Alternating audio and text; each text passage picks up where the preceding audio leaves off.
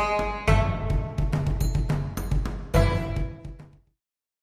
الله الرحمن الرحيم الحمد لله رب العالمين والصلاة والسلام على سيد المرسلين آله وصحبه أجمعين. This and we had a kind of a precursor class 2 nights ago here in Cairo regarding kind of the current situation and how people are feeling and maybe some of the anxiety and trepidation that has befallen some of us. And you know, Allah subhanahu wa ta'ala, He promises us in the Quran. He doesn't just say it as a statement, but it's emphatic, and it's what's called qasm.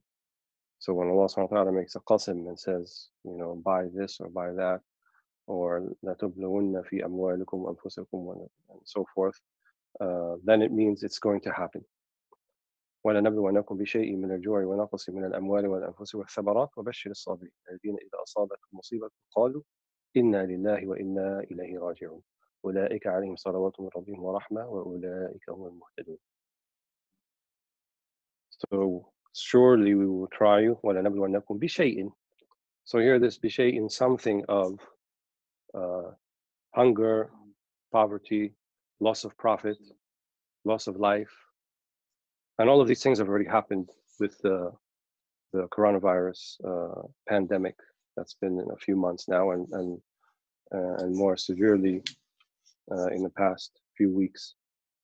So we shouldn't be surprised. And the important thing is that Allah subhanahu wa ta'ala also promises us that if we greet it with the right internal fortitude, then we'll find salawat min rabbihim wa rahmah.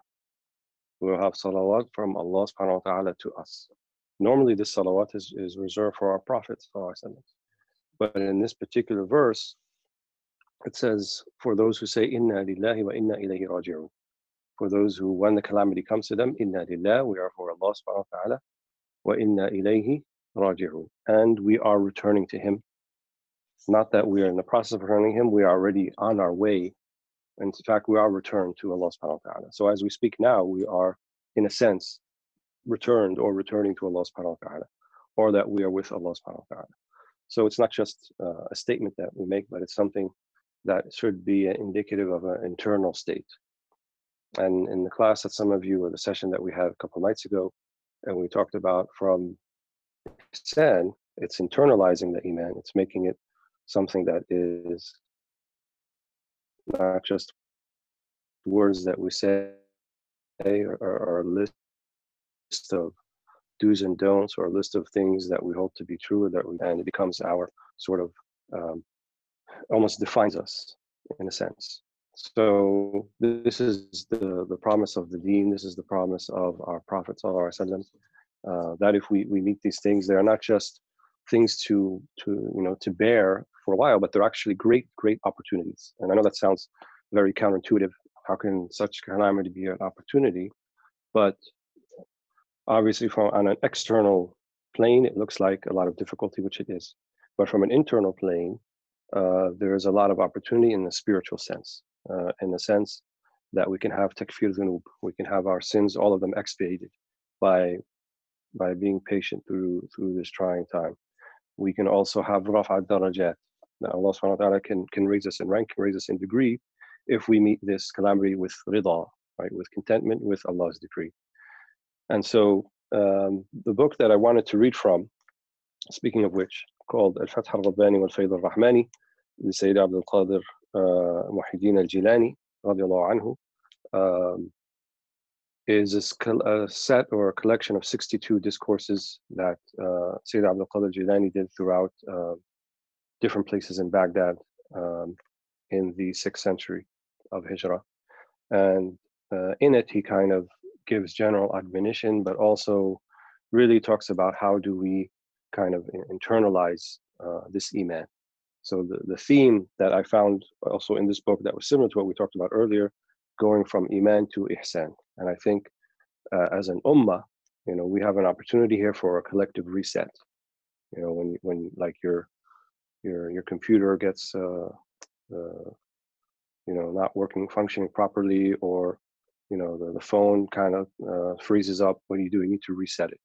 So humanity, I think, in a sense, needs a reset at this particular juncture. We were going on a very unsustainable course, And now I've read some reports that the canals in Venice are now clear and that dolphins are coming back to the canal and fish and so forth, and that pollution has greatly subsided from the Wuhan and Hubei province in China. And now from satellite, you can actually see the sky and it's not polluted and things of this sort. So there are things I think that will come out of this that will be very beneficial. And that's just kind of on an environmental plane. But even for people, we are told to stay in our homes. All of the bars and cinemas and cafes and so forth are being closed. People are being asked to pray from world leaders. Even President Donald Trump asked people to pray. So it's kind of interest rates are at zero. So all of the things that kind of are very in line with an Islamic ethos are kind of coming our way in a sense, and it shows you that when we just have push back to our basic necessities, the Ahlillah, the Sufis, Ahl Tazkiyah, they call this kind of state at-tajreed, right? Tajreed means an tujarrid nafsaka min kulli shay. So you kind of are stripping away everything that's not really necessary in your life. And we have modern movements that kind of mimic that type of ethos, like minimalism. But at its core, tajreed is to come to Allah subhanahu wa ta'ala with an empty cup, right? So when the distractions are removed, because the only thing that's between you and God, the only thing that's between you and that's veiling you from a higher ma'rifah and knowledge and realization of Allah is your own self. And those things about your own self, which are the distractions. And many of them come in an external form, but they have an impact on the internal. So once those distractions are removed, this is what we call tajreed. And now there's nothing between you and Allah subhanahu wa ta'ala. So that's why it's a very good opportunity for us to kind of refine ourselves and then refine, in a sense, Allah subhanahu wa ta'ala. So Sayyid Abd al-Qadir al-Jilani, who doesn't need an introduction, wrote these discourses, and what I intend to do, there's 62 of them. So for the foreseeable future, I'll try to at least read from each one each night, or read excerpts of it, or kind of summarize it as we go along. So the first one, al-Majlis al-Awwal, or the first discourse, is entitled في عدم الاعتراض على الله, which is to have no objection to Allah subhanahu wa ta'ala. عدم الاعتراض على Allah. And I found that very, very appropriate for our particular situation. And in essence, people, how can you have an objection to God? How is that possible? You say, I don't want God, then that's an atheist. Well, if you're a believer, then you're reading this, then why would you have an objection to Allah? But it's not really outright explicit objection to Allah, but it's more of an implicit one. So he says, رضي الله عنه نفعل به وعلمه في الدارين آمين الاعتراض على الحق عز وجل عن نزول القدر موت الدين موت التوحيد موت التوكل والإخلاص والقلب المؤمن لا يعرف لما وكيف لا يعرف بل يقول بلى النفس كلها مخالفة منازعة فمن أراد صلاحها فليجاهدها حتى يأمن شرها كلها شر في شر فإذا جوهدت واطمأنت صارت كلها خيرا في خير تصير موافقة في جميع الطاعات وفي ترك جميع المعاصي فحينئذ يقال لها يا أيتها النفس المطمئنة ارجعي إلى ربك راضية مرضية. So he says الاعتراض على الحق. So objection to the حق, يعني Allah subhanahu wa ta'ala, when عند نزول الأقدار. عند نزول الأقدار. So we know from one of the tenets of Iman is al-Iman bil-Qadri khayrihi wa sharrihi. So to believe in Allah's decree, or to affirm Allah's decree, khayrihi wa sharrihi, both the good of it and what we may perceive to be the evil. So it doesn't actually mean that Allah's decree, our perception, not from a state of ihsan, but from kind of a state of the average believer, we might consider to hada shar. So what does Sayyid Abd al-Qadir al-Jilani say about that? He said, when you have this i'tirad, when you have this objection, عند نزول الأقدار, when the qadr comes, when the decree of Allah subhanahu wa ta'ala comes, what does that signify? موت الدين. the death of your tawheed, of your monotheism. موت التوكل والإخلاص. Also, the death of your reliance on Allah subhanahu wa ta'ala and your sincerity with Allah subhanahu wa ta'ala. And he says, the believing heart doesn't know why or how. لما وكيف. All that it says is, بلى, no, indeed, in reality, the nafs كلها مخالفة. The nafs, the ego, the internal ego, is always mukhalif. It's always going to object. It's always going to have a lack of contentment and be disagreeable about things it doesn't like. So there's actually a bright spot in that one of, not just a mechanism for like coping, but this is actually who we are. We have an aspect of ourselves that's a nafs. We have an aspect of ourselves that's going to object to things that are disagreeable. It's the aspect that is intrinsic to every single human being who's ever lived, including the prophets and the messengers, including our Prophet ﷺ. But in their case, Allah subhanahu wa ta'ala, gave them a tahara, or a type of tazkiyah, a type of purification of the nafs, that it doesn't affect them like our nufus affect us. But it means that if we're able to identify makayid al-nafs, if we're able to identify where the nafs is kind of trying to lead us astray, and we learn to distinguish that voice or discern that voice from the pure voices that also are speaking to us. The voice of Allah subhanahu wa ta'ala, the voice of the Prophet sallallahu alaihi wasallam, the voice of the angels who want to bring us to all that is good. And we're able to distinguish between the two. That's why he said, Bala an nafsu mukhalifa. So it's not saying get rid of your nafs. That's not what he's saying here. But he's saying learn to listen to it. So the believing heart will not attribute their disagreeableness to things that they find disagreeable to who they really are, but to an aspect of themselves called their nafs. And this really is the lub, or the essential aspect of the deen, which is we want to get to a place, because we're part terrestrial and we're part celestial. We have a celestial aspect to us that's very much like the angels. And we also have this terrestrial aspect that we share with all the other creatures on the face of the earth.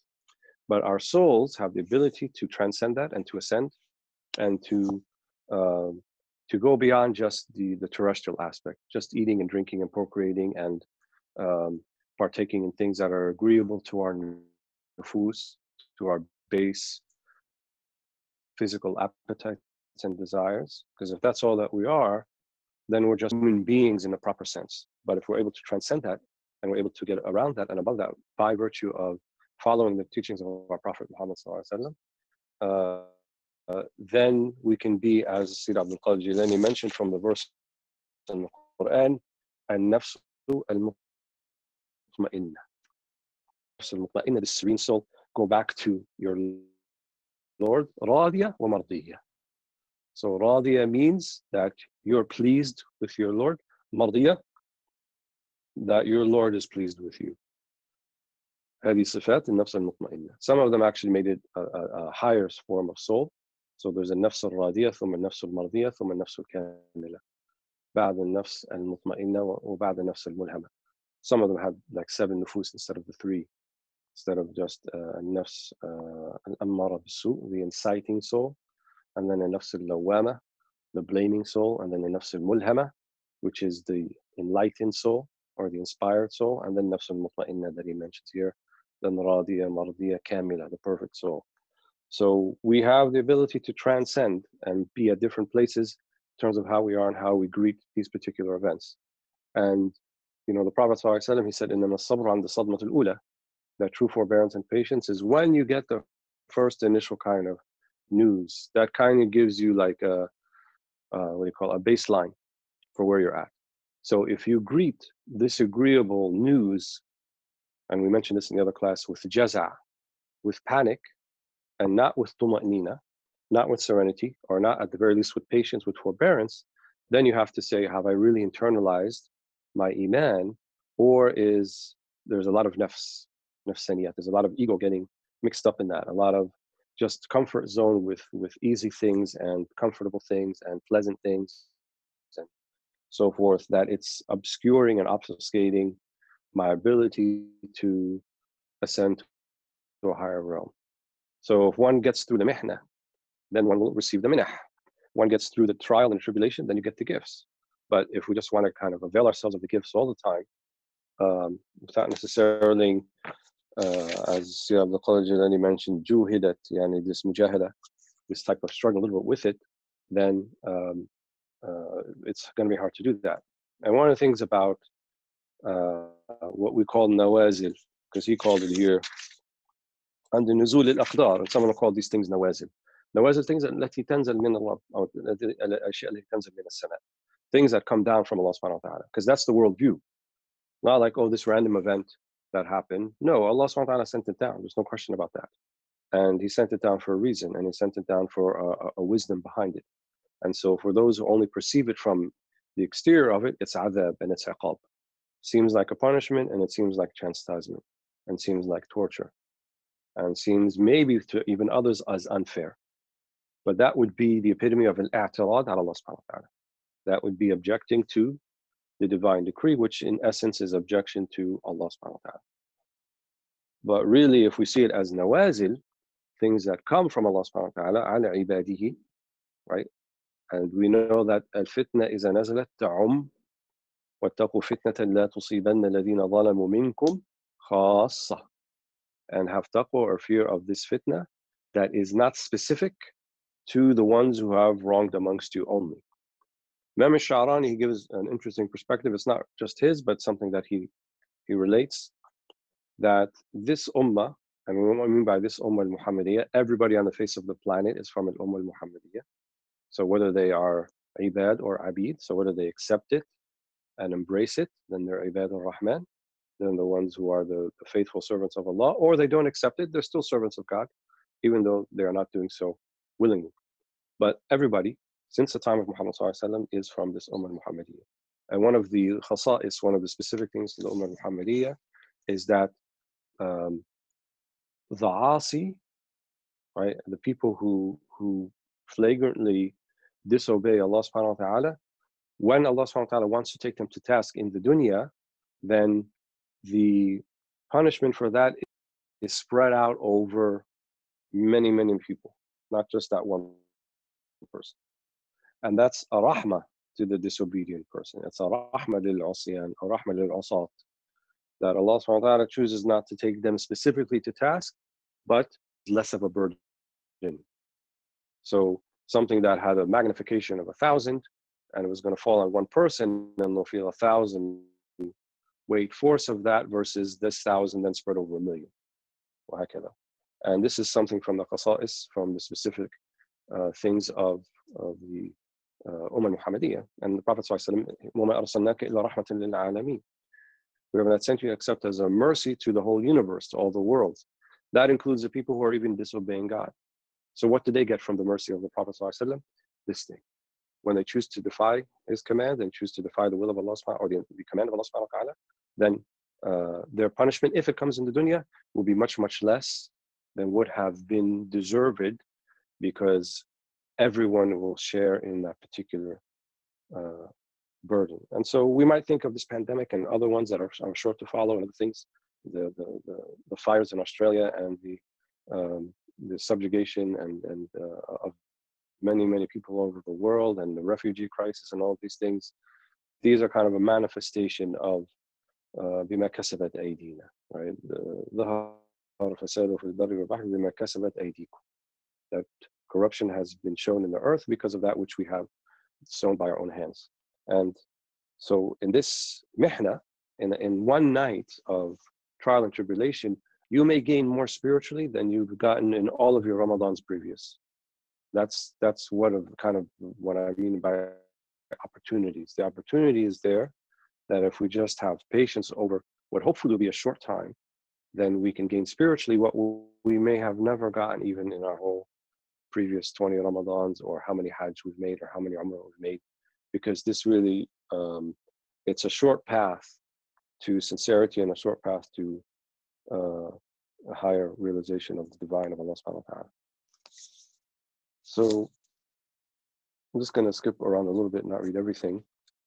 In this particular discourse, he says, صلاح القلب بالتقوى والتوكل على الله عز وجل والتوحيد له والإخلاص في الأعمال وفساد بعدم ذلك. القلب طائر في قفص البنية كذرة في حقة كمال في خزانة، في الاعتبار بالطائر لا بالقفص ولا بالذرة ولا بالحقة ولا بالمال ولا بالخزانة. بالمال لا بالخزانة.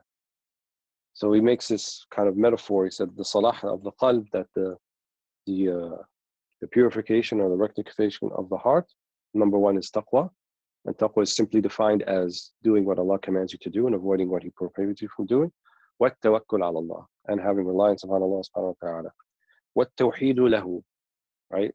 And here tawheed doesn't just mean saying La ilaha illallah, but it's saying La fa'ala illallah, that there's no actor, there's no one who's actually making anything happen in the universe except Allah subhanahu wa ta'ala.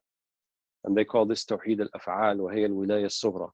Tawheed al-Af'al, saying that there's no one who's really doing anything, and that everyone else is kind of a middleman, is an intermediary, but the one who is making them move, like the puppeteer for the puppets, it's Allah subhanahu wa ta'ala. And so that's called Tawheed al-Af'al. If you have an internalization of that, our ulama call that al-Wilaya al-Sughra, or the first steps of Wilaya. Someone who actually lives like that and sees the world like this, then we could say that that's a type of Wilaya.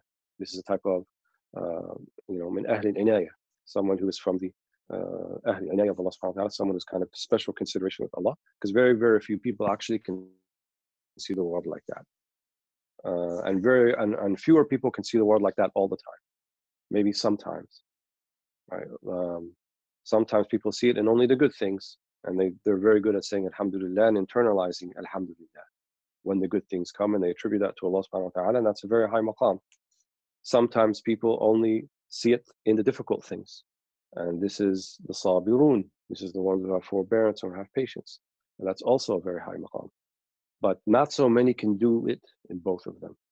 So when there's bliss, internalizing and saying Alhamdulillah, and then when there is difficulty,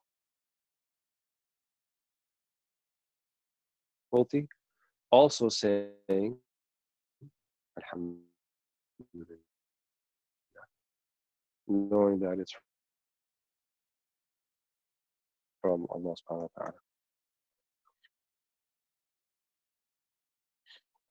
Being sincere, or it's so either the bird or the money itself.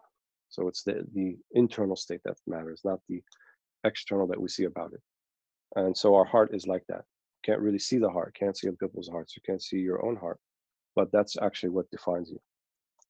So he makes a dua, اللهم اجعل جوارحنا بطاعتك وقلوبنا بمعرفتك واجعلنا طوال حياتنا في ليلنا ونهارنا والحقنا بالذين تقدموا من الصالحين وارزقنا ما رزقتهم وكلنا كما كنت لهم آمين.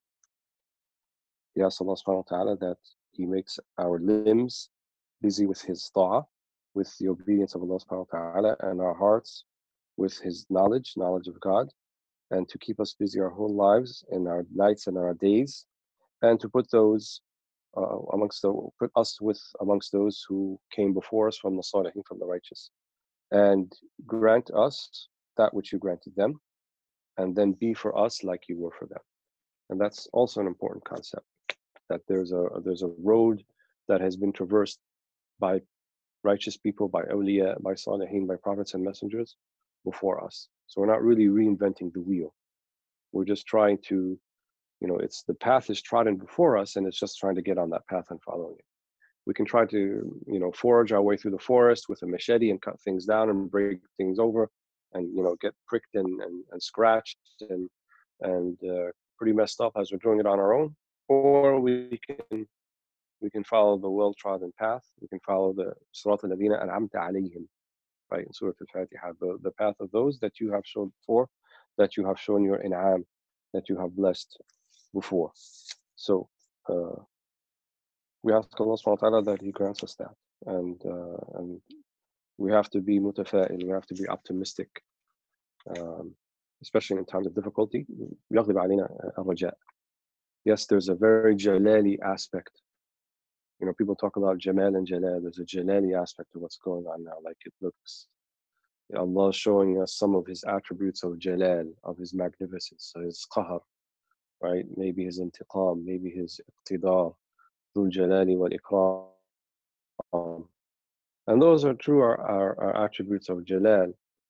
But I believe it was Shaykh Abd, Muhyiddin al-Arabi al-Hatimi, he said that in actuality, if Allah was to really show us His Jalal, we would not be able to endure it. And what we're really seeing is the Jalali aspect of His Jamal. So all that we're seeing in this life actually is Jamal. If we were to see the Jalal, yani, as is, who would be able to bear it? It's beyond our capability, it's beyond our comprehension. So there's actually literally all of it is Jamal, but we're seeing the finer Jalali aspects. So we should remain optimistic, remain hopeful in the will of Allah subhanahu wa ta'ala. And at the end, we want to have ta'allaq with musabbib and not with the sabab, as Shaykh Abd mentions later on in this discourse. So yes, there's asbab. Yes, there's vaccines, and there's going to be clinical trials, and there's going to be social distancing, and there's going to be all of the precautions, and wear masks and wash your hands. And yes, definitely. But there should not be this sort of hope, aspiration, attachment of the heart on those asbab, on those particular things, to get us out of or to lift the particular burden from ourselves, because those things won't do that. They have no power on their own. The only thing that has power on its own is Allah subhanahu wa ta'ala. وَهُوَ الْمُسَبِّب, right? He is the one who is the musabbib, the one who is the causer of all the causes. And if we realize that, and now we've been given the opportunity to do that, because the asbab are going away. We're actually dealing with a type of disease that is unprecedented, that there's actually no treatment for at the moment. All the things that are being used to treat it are things that have been used on other types of viruses and flus, but not specific to this one. So at this point, we don't have a well-defined sabab that we can go back to. And I think there's a rahmah in that, there's a mercy in that, because it allows us to become more attached to the musabbib, this thing that no one can see, that's affect the whole world. World leaders, congressmen in the US have gotten it. Actors who have millions and millions of dollars have gotten it. Doctors and nurses who are on the front lines of this thing have gotten it. And so it's not really skipping anybody. It's not based upon how much wealth you have, or how much you don't have, or how good of a believer you are, or how less of a believer you are, but it's something that is affecting everybody. So that's the will of Allah subhanahu wa ta'ala. It affects everybody. No one can escape it. Developing, it's kind of a big wake-up call, I think, for all of us and for humanity in general. So I had promised that it wouldn't take more than half an hour. There's a lot more we can say about this particular discourse, but I think that's the gist of it. So to summarize, that i'tirad, objection to Allah, no one wants to object to Allah, but if you're objecting to His decree, if you find it objectionable, what He is in fact willing and intending and commanding to happen, then that is in essence an objection to God Himself. So in order to avoid that, follow the path of the prophets before us, follow the path of the Prophet Muhammad sallallahu alaihi wasallam, follow the path of taqwa and salah al-qalb and islah al-qalb and rectification of the heart, and use this time to reconnect with God, reconnect with your Prophet sallallahu alaihi wasallam, reconnect with the Sunan. This whole thing is like one big, as the Sufis would say, one big khalwa. And they used to, and they still use the khalwa as a means by which to reinforce their jalwa. So jalwa is when you're amongst everybody. And jalwa is what people see of you. They don't see you in your khalwa. Khalwa is when you're by yourself. And I think one of the things that has, one of the lost sunan of the ummah, I think, that needs to be revived is this idea of khalwa, or uzla, or atikaf, or not me time in the sense, me time, let me tend to my nafs and entertain my nafs, because that's how people understand it today, but let me work on my nafs, let me work on my relationship with Allah subhanahu wa ta'ala. And the Prophet ﷺ, it was one amongst his sunnah, especially in the beginning of his mission, that he had khalwa a lot. Less so towards the end, but still periodically. And so now we have this kind of khalwa almost being thrust upon us, this sort of isolation in a sense thrust upon us. And how we are in our isolation really will reveal a lot about yourself. And you may not like what it reveals, and that's okay. But the fact that it does reveal something about yourself is an opportunity. Now you know where you stand. Now you know what you need to work on. And I think the way to counter it is we need to introduce, the time and tested and principled spiritual routines that all of our predecessors used to have. They used to always make time for them in their Lord in their day and in their night, even if it wasn't that much time. And with things happen so fast and people are always on the go and people are always so busy, we've kind of lost a lot of that. But here we are now. Everybody has to be home. And even if you're working from home. And eventually people are going to overwhelm the internet with their Netflix downloads, and it's not going to be able to handle all of that of 7 billion people trying to watch the last Avengers movie. So eventually even that may have some breakdown to it, and then what we'll be left with deteriorated internet and just us and ourselves and four walls. So many of the great masters of the deen and masters of tazkiyah, what made or break them was what they did in those hours by themselves with nobody else around, and what they thought about. Just remove the distraction and just think about yourself. Think about the inevitability of death, the inevitability of sickness and decay and deterioration, because that's the nature of the world. And if it's not happening to you now, it's happening to you eventually. And those are things that one should reflect on, not in a morbid sense, but in a sense of let me be hopeful and do the best with I have now. And the Prophet ﷺ said, "Na'matan maghbunun fi." There's two types of blessings people are cheated in. In other words, they don't realize the importance of them. As-sihha wal-faragh. Good health and free time. And yes, there's like 200,000 cases, I think now of people who have the virus, but that leaves still like 7 billion minus 2,000 who don't have the virus. So, and they may have health and they may have free time. So how are we using these two things, these two blessings that we may not get back? And once the time leaves, you can't recover the time that has left. So Ibn Ata al-Sakandari says that the haqq al-awqat la tuqda, huquq al-awqat la tuqda, that the rights of the particular time you're in, you can't make them up.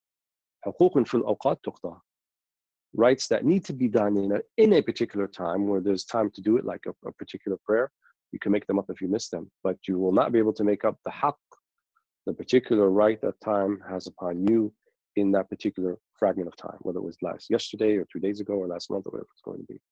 So in these days and perhaps even coming weeks and perhaps even months, inshallah, humanity will have an opportunity to reflect on all of that. And I think, we have the last message, we have the final message, we have the most complete message, and we need to develop it and enforce it and apply it within ourselves.